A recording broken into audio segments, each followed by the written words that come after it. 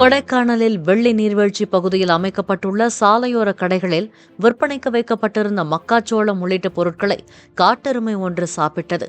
இந்த காட்டெருமையை விரட்ட முடியாமல் வியாபாரிகளும் சுற்றுலா பயணிகளும் திணறினர்.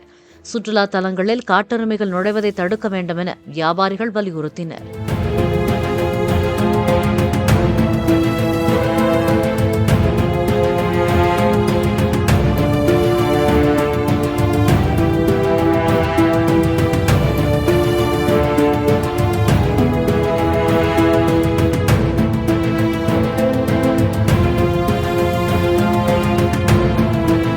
பிளே ஸ்டோர் மற்றும் ஆப் ஸ்டோரில் இருந்து பாலிமர் செயலியை QR கோடு மூலம் பதிவிறக்கம் செய்யுங்கள்.